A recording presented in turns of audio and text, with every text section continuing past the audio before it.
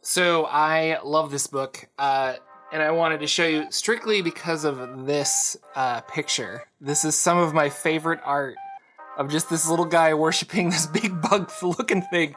Deities and demigods, really, really fun. You should check it out.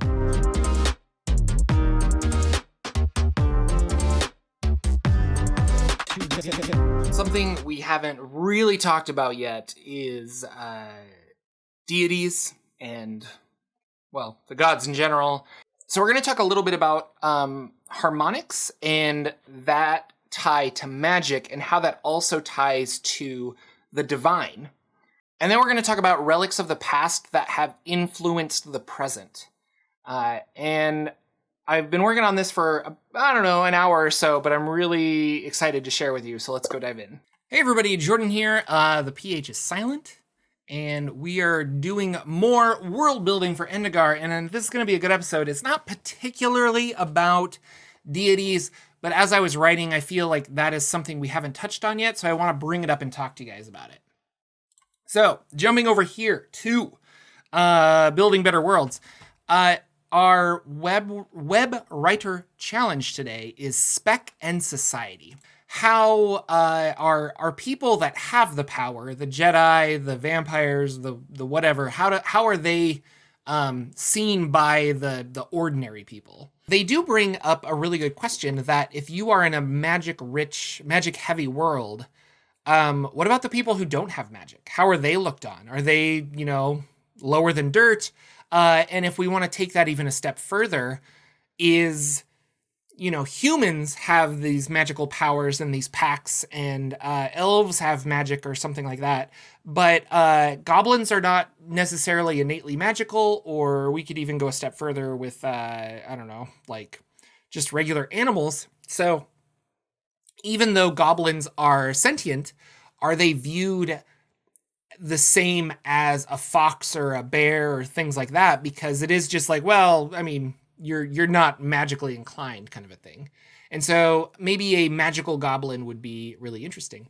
Although I do think that any of the playable races should have access to magic if that is the path they want to go. But not even humans are not innately magical, but there are the innately magical races such as elves and things like that. So it's good food for thought. I think, we have our pact magic, and I think in Endegar, people are going to not... That man made a deal with the devil, and that is not a good decision, but because he did that, he has the power, and I have to respect that in a way, but I don't have to like it, kind of a thing. So that is our speculative element in society. And then, this was really good. What relics of the past shape the present? And I didn't even really think about having ancient relics, but that's dungeon delving, and that's going through a whole bunch of areas. And so I knew that I wanted to have ruins of Verthandi's cities and things like that, but I didn't exactly know how to incorporate those. And so this was a good question because it got me thinking, and I was thinking a lot about our central island. So going back to Endegar here, I went through some of my names here, and I found the kingdom of Sihonor, and I think that's how I'm going to pronounce it. Sihonor? Yeah.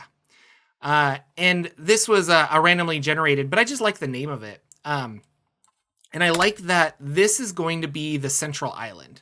So the central island is the kingdom of Sihonor, and there was a lot of talk of making this a wizard-centric area, but I think I'm going to make it a theocracy. And these are the people that still hold the belief in the gods. And it is an entirely controlled thing that is based on religion and just... following the will of the gods, whatever that may be. We're still kind of figuring out the gods. We're going to talk about them tonight. But yeah, I liked this idea. I liked the name, kind of fit. And so then I was thinking, well, what Verthandi object could be hidden away, probably here, so that it's protected in some way and not abused, And that got me thinking about Rod of Seven Parts, and something that I really enjoy is orreries. And let me find a photo. So for those of you who don't know, an orrery is a mechanical piece of engineering that supposedly shows us the planetary motion. So here's another really good one. And these just look cool. And originally, when I was doing Rod of Seven Parts, I wanted something like this because I just like orreries, and I think they're a fun, mechanical yet magical object. And so I was thinking about, well, I should incorporate one here. And luckily, the Mysterium Cosmographicum, Mysterium, let's look. Mysterium Cosmographicum. That is a type of orrery, and we'll get to that in just a little bit. So here's another really cool one, and I just wanted to show you guys because it's just neat. Yeah. And I don't own one of these, but boy, that would be cool to have something like this. Maybe I should make one for my world. How about that? And I especially like the ones that have these rings around it that kind of like show the whole, the borders of the universe in a way. I don't think that's exactly what this is representing, but I like it. So that is an orrery. And I was thinking about our kingdom here, and what is an object that they could find, or that they could build a civilization around. And I think that object is going to be a Verthandi orrery, or the Mysterium Cosmographicum. So if you are joining us for now, you should go back and watch from the beginning, but I've talked about this before. The Mysterium Cosmographicum is a heliocentric universe, a model of the universe. And Kepler created this because he thought the Platonic solids allowed us to have a sacred geometry within the, at the time, 6 known planets. So if you take these 5 Platonic solids and you arrange them inside each other, each with a sphere bubble around the other, that distance will translate to the orbit of the 6 known planets around the sun, with a 10% chance or room for wiggle room. And Kepler was really trying to marry the idea of science and spirituality. And he thought, if this is God's world and God created all of this, there's got to be some kind of, if it's a reflection of God, there has to be a scientific and orderly numerical kind of thing. And at the time, it was like, well, why not use the Platonic solids? Because the Platonic solids are so mathematically unique in 3-dimensional space. And this is just really cool. And I really like that. So we took that, and by we, I mean myself, but I took that and I created, instead of actually having it be planets in the solar system, I want it to be the planes of existence. So what's below the plane of the prime material plane is the octahedron, and that represents the ethereal, because that's below. The icosahedron, which is a D20, that represents Endigar. That's the material plane. Dodecahedron is the world above. That is the astral plane. A tetrahedron, a pyramid, that is Hyperborea. That's where the souls of mortals go to stay and become... we don't know. Nobody's returned from there. And then finally, a cube is the home of the gods. So I wrote this, that there is a giant orrery made of orichalcum, which is that fancy metal that we came up with. And we're going to say that the Verthandi created this, but not a lot of people buy that the Verthandi are a real thing.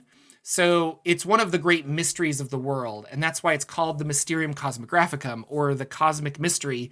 And why is this thing here? But on the kingdom, on that island, they've built a whole, city around this thing, because it was there when they got there. And when you have something that interesting, I think you're gonna, stay and study it, and kind of maybe in the early days it's just shelter, but I don't know. What if I mean, it's kind of the same thing as a bunch of primates finding a black obelisk in the desert, and you're just like drawn to it. And you're like, I guess we're gonna hang out here now because this is different than the surrounding areas.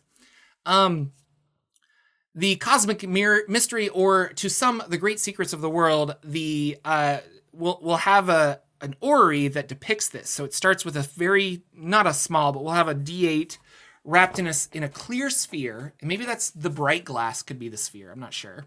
But we'll have a D8, a D20, and then a D12, a D4, and a D6.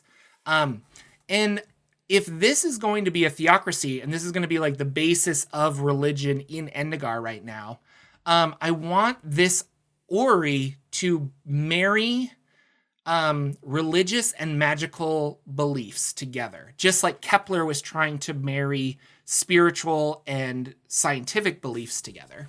So the understanding of this is you have the ethereal below, the material, where we are now, the astral, what is above us, the spiritual, which is where we go when we die, kind of a thing, and the divine, which is where the home of the gods. And so this understanding of the layers of the planes has formed a foundation for both religious and magical understanding. We know that the ethereal plane is a real thing, and it does this. And then the religious aspect of that is that the gods have granted us that. And we can manipulate it in certain ways by, the grace of the gods and things like that. So that brings me to the gods. And we haven't really talked about this, but we haven't really had a question about gods. But I like that this is home to the orrery, and maybe that is another aspect that is keeping the quadrivium from taking that over, because in a way they're like, oh, I don't want to upset the gods, if that is true, kind of a thing, because the gods are very real, but they are not known. So let's jump over to the gods. All right, here we are with deities. And I have, 7 deities. And I think I need 6. Because if it's going to be a cube, I want to have the cube be, each side gets a god in a way. And so I like that idea. And there was talk of the, dragons that created the world being the gods, and I still like that idea. So maybe the dragons came down and they each represent magic in some way, and I should probably add this in there. Okay, so we have so here in deities I made dragons as magic. We have 8 schools of magic and 8 dragons is the idea, but that does not go well with our 6-sided gods. So do I want to make it fit, or do I want to kind of just not make it fit? That's a hard question, but let's go down this route. So if we have 8 dragons, I want to do this in order.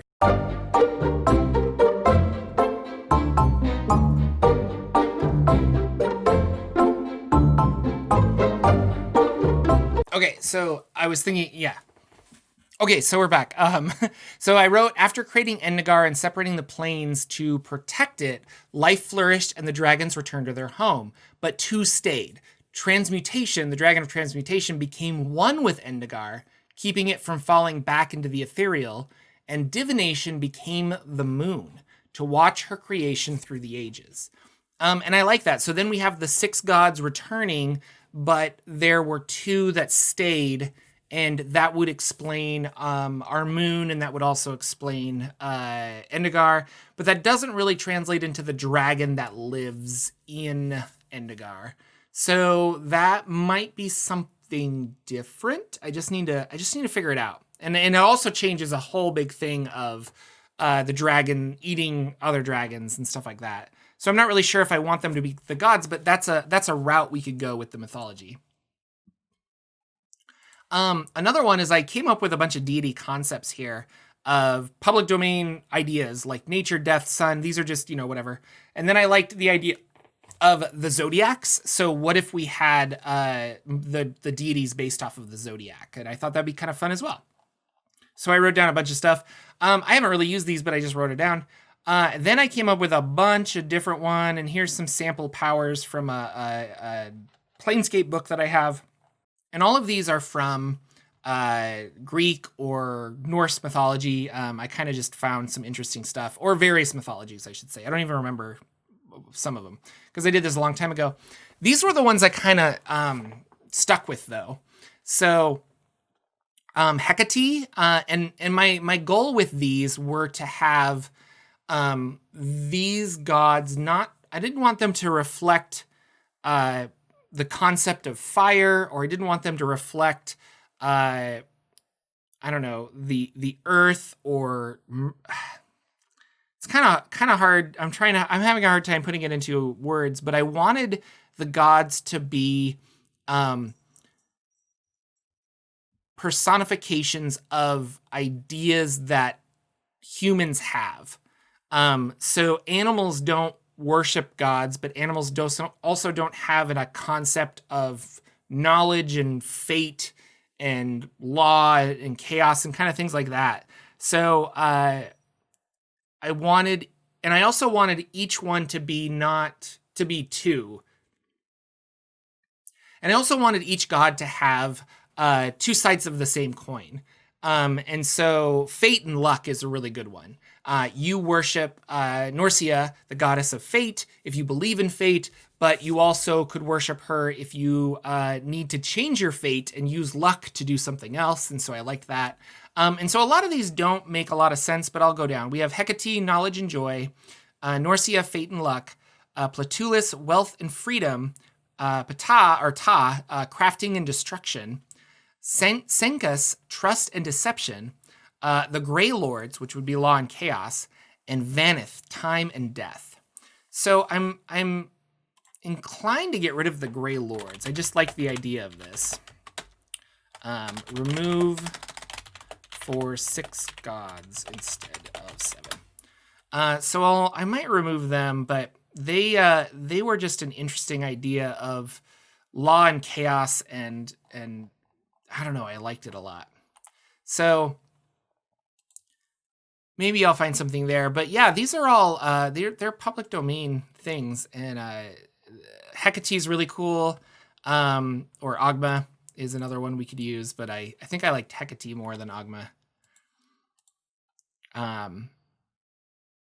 Yeah, so I have not fleshed out these gods, but I think you kind of get the idea. I've read too much of Neil Gaiman's Sandman, where I like the idea of death and destruction and sleep and or dream, I should say, and delirium, where they represent what they're called. Death represents death, but she also represents life just as much as death, because you can't have one without the other.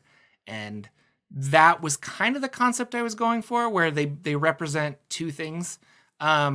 So we'll see. We'll see. All right, so going back, let's just look at our 30-day world building. I think I did answer it. We talked about this a little bit, Pact Keepers and their feared. And then we talked about relics that shape the past, and basically the relic that is shaping our fundamental understanding of the universe is the Mysterium Cosmographicum, the giant orrery, and that's also going to tie into the gods in some way. So still working on this, still trying to figure it out, but it's getting there. Thank you guys for joining me today. This was fun. I just get really excited. It is tiring at the end of the day, especially working. I'm going to be really excited when I'm on break, basically, because getting home and doing a bunch of stuff and making dinner and then sitting down and getting this and doing this is always seems kind of like, okay, I got to do this. But when I finish, I'm so jazzed. Like it's coming along. It's really fun. Thanks again, everybody, and we will see you tomorrow for day 19. It's going to be awesome, and then, man, we're going to have day 20, and it's the last 10 days until we finish this. It's going to be crazy. I want to say thank you, patrons, for following along. We're having some really good conversations in the Discord, and if you're interested in becoming a patron, it is as little as $1 to support me, and it would mean a lot. I will be writing. Anyway, that's it. I could just ramble all night because I'm tired, but I will see you guys later. Take care and be well.